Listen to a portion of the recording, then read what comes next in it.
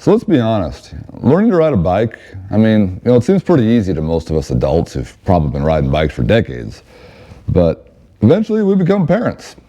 And you realize that learning to ride a bike, it's just a slow, frustrating process full of a lot of blood and tears. And so this video is not a video about necessarily how to ride a bike, as much as it is a video about how I taught my oldest daughter to ride a bike. And if you happen to be in the market for bike tips, maybe some of what we did will work for you. And so let's go back to the beginning. We started at the age of about 2.5 years, and we went out and got her a bike trailer. And these aren't really anything fancy these days, but the point is and why we got a bike trailer was, if you're going to teach a kid anything, the first thing you got to do is you got to make them want to do it, right? You got to inspire them, and kids tend to emulate whatever their parents are doing. And so the point of the bike trailer was that she could follow us along and enjoy having fun on bike trails, and that gave her the desire to go bike riding and learn how to ride a bike. And so you don't have to start at 2.5 years old. You can start whenever you want to. You don't even have to have a bike trailer, but that's what worked for us. So from there, though, we went on to be a bike with training wheels. And if you're in the bike market, you've probably heard by now the old argument, new argument I should say, balance bikes are better than training wheels. And I'm not going to tell you which side of that argument is better, but I will share with you my opinion.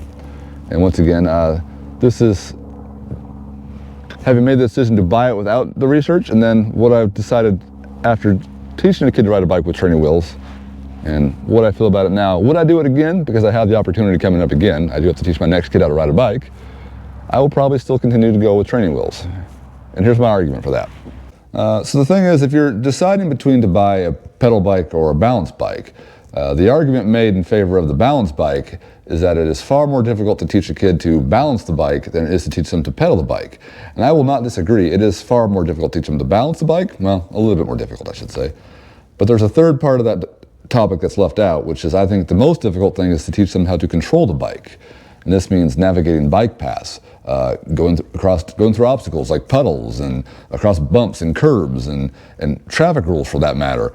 Those things are far more difficult to teach them, and it takes kind of time and skill. And by buying the balance bike, well, you've only got one half of the equation. You have a bike that you can scoot around with Fred Flintstone style, right?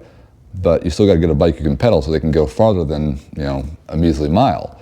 And so the training wheels, they cut right to the chase. Once you've got them on the training wheels, as soon as they can pedal that thing, you can take them on trails and they can have fun. You can ride till the cows come home.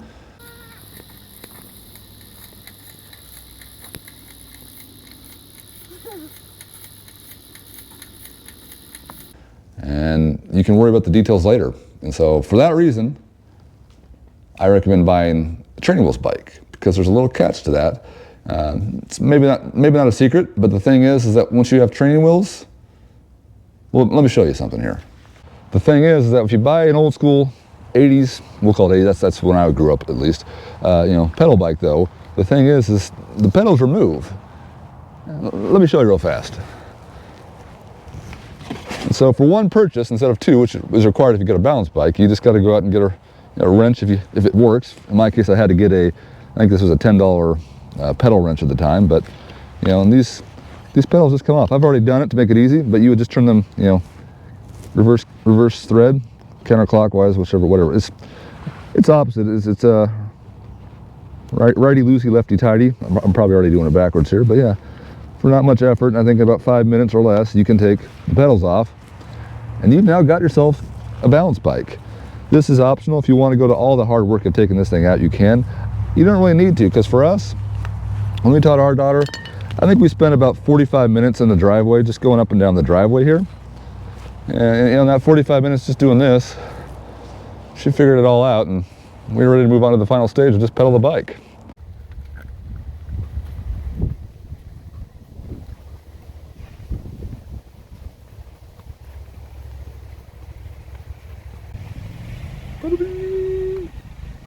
Pretty easy.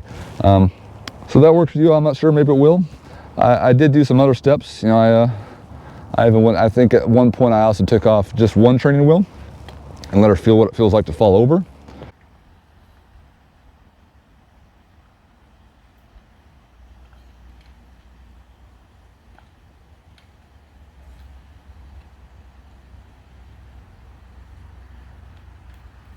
You are one good bike teacher.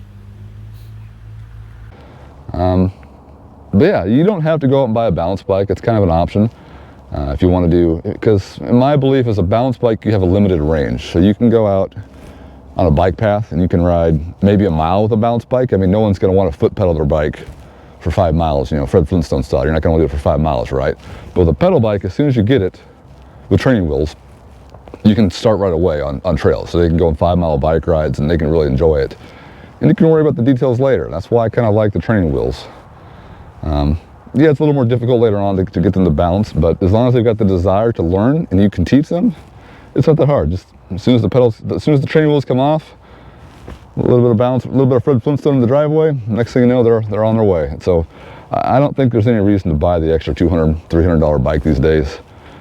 Just start with the old school training wheels. It works just fine. And beyond that, you know, don't stop there. I mean, this is a great age to learn to be able to be a kid. Let's put it that way. I mean, bike skill parks, mountain bike parks, they're everywhere, and you can ride bikes till the cows come home and just enjoy it.